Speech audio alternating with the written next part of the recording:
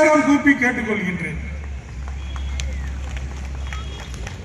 சமூகத்தால் புறக்கணிக்கப்பட்ட எல்லாம் பேசிக் கொண்டிருக்கிறார்கள். நான் சொன்னேன் இல்ல, இருக்கின்ற அத்தனை அலுவலர்களும் அங்க போய் அவர்களே அந்த தொழிலை செய்யக்கூடிய வாய்ப்பை அவர்கள் ஏற்படுத்தி இருப்பார்கள். ஆகவே அந்த அளவுக்கு கடுமையாக உழைத்திருக்கிறார்கள்.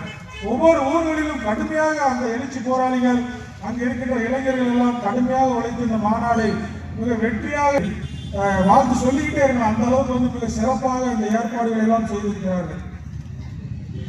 நான் இதெல்லாம் நம்மவர்களை வைத்தே நம் கண்களை குத்தக்கூடிய ஒரு சூழ்நிலை உருவாகி கொண்டிருக்கின்றது. அதற்கு நீங்கள் ஒரு காலமும் நீங்கள் அதற்கு இடம் கொடுக்க கூடாது.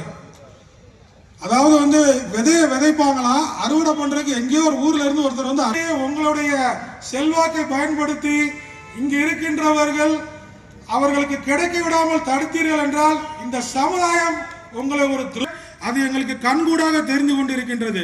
இந்த பக்கம் சமுத்திரம் இருக்கு, இந்த பக்கம் அசுத்த ஆவிகள். நீங்கள் நடந்து கொண்டு இந்த சமுதாயத்தை எப்படி ஒரு அவதூறுகளையும் நாங்கள் சட்டப்படி நாங்கள் சந்திப்போம்.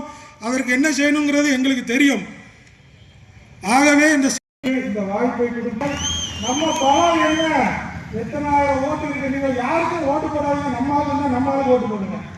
நீங்க எந்த கட்சியிலும் இருக்கிறீங்க, இந்த தேர்தலில் நம்மளுக்கு ஓட்டு போடுங்க, வேற யாருக்கும் நீங்க போடாதீங்க.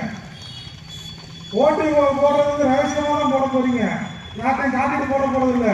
மக்களை சென்று பார்த்திருக்கிறார்கள். எங்களுக்கு அரசியல் பிரதித்துவம் வேணும். அண்ணன் சொன்னது போல திருநெல்வேலி மாவட்ட பக்கத்தில் இருக்கிற திருநெல்வேலியில், ஆனால் இங்கே நமக்கு ஒரு நகர செயலாளர் பதவி கூட இல்லை. அண்ணன் புளோரன்ஸ் அவர்கள் அடுத்து நகர செயலாளர் பதவி வாங்குங்க, நீங்கள் வாங்க வேண்டும். நாங்கள் அதை உங்களை நாங்கள் இந்த இடத்துல வச்சு நாங்கள் அழகு பார்க்க வேண்டும்.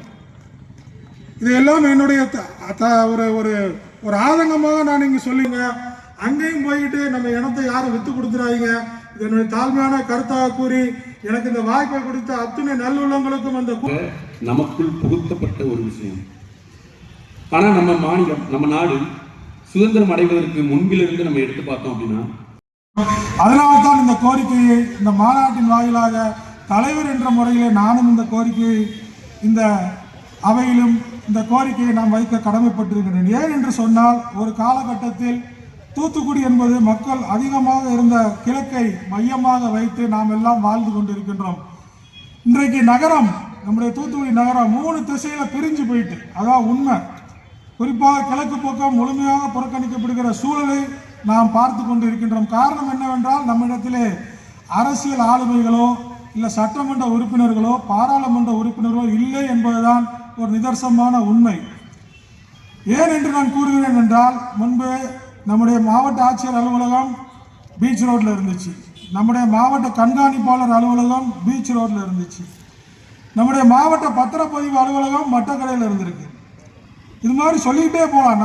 நம்ம இடத்துல தான் எல்லா அலுவலகங்களும் இயங்கி கொண்டே இருந்துச்சு. ஆனால் ஏதோ ஒரு காரணத்தினால எல்லாத்தையும் மேற்கு பகுதியில் மாற்றினாங்க. சரி, இன்னைக்கு ஊர் விரிவடைந்திருக்கின்றது, அந்த பக்கம் போகிறதுல எந்த விதமான தப்பும் கிடையாது, நாங்கள் அதை ஏற்றுக்கொள்கிறோம். இதையெல்லாம் பார்க்கும் பொழுது கடைசியில் பார்த்தீங்கன்னா எல்லா திட்டங்களும் எல்லா அலுவலகங்களும் அங்கே சென்று விட்டது. ஆனால் கடைசியில் பார்த்தீங்கன்னா எனக்கு தெரிந்த ஒரு 4-5 ஆண்டுகளுக்கு முன்னால் பார்த்தீங்கன்னா எல்லா அலுவலகத்தையும் அங்கே கொண்டு போயிட்டாங்க. ஒரு பாதாள சாக்கடை திட்டத்தை மட்டும் லைன் ஸ்டோனில் கொண்டு வந்து நிறுவ போறேன்னு சொன்னாங்க. இது உண்மை. அதையும் நீங்கள் மேற்கு பக்கம் கொண்டு போயிருக்கலாம், ஆனால் அதை கொண்டு போகாமல் இங்கே கொண்டு வந்து நிறுவ போறேன்னு சொல்லி சொன்னாங்க. நம்மவர்கள் எல்லோரும் பரதவர்களின் எழுச்சி மிகு போராட்டத்தால் அது முறியடிக்கப்பட்டது. அதே மாதிரி நிறைய விஷயங்களை நம்ம சொல்லிக்கிட்டே போகலாம். அரசியலில் நமக்கு பிரதித்துவம் இல்லாதனால எந்த ஒரு இதையும் நம்ம எடுத்து செய்ய முடியாத ஒரு சூழ்நிலையிலே நாம் இருந்து கொண்டிருக்கின்றோம்.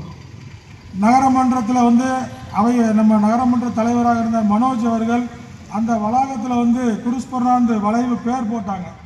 அந்த பேரை கூட அடுத்த மீட்டிங்கில் தீர்மானம் போடாமல் வச்சுட்டீங்கன்னு சொல்லி அந்த பேரை கூட அடுத்து நகரமன்ற தலைவர் எடுத்துட்டார். இப்படியாக நாம் தொடர்ந்து புறக்கணிக்கப்பட்டுக்கிட்டே இருக்கோம்.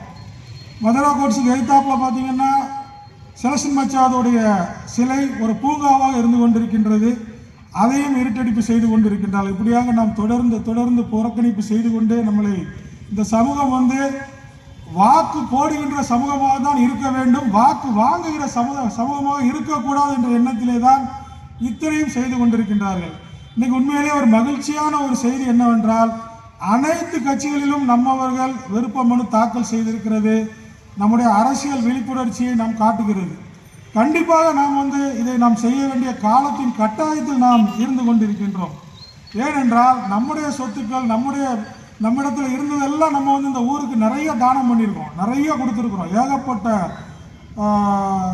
சொத்துக்கள் எல்லாத்தையும் இந்த ஊரில் வந்து நம்ம தானம் பண்ணியிருக்கோம். ஆனால் நமக்கு இன்னைக்கு அரசியல் அங்கீகாரம் இல்லை என்பது மிகவும் ஒரு வேதனைக்குரிய விஷயமாக இருந்து கொண்டு இருக்கின்றது. அதுவும் போடாதீங்க, ஓட்டு போடுறது வந்து ரகசியமாக தான் போட போறீங்க. இரு பெரும் கட்சிகளான திராவிட முன்னேற்ற கழகம், அண்ணா திராவிட முன்னேற்ற கழகம், இப்போது 3 பெரிய கட்சிகள், நாம் தமிழர் கட்சி, இதை தள்ளி எந்த ஒரு கட்சியும் வந்துட்டு அந்த அளவுக்கு ஒரு இம்பாக்ட் கொடுத்ததில்லை நம்ம மக்கள் மனசுல.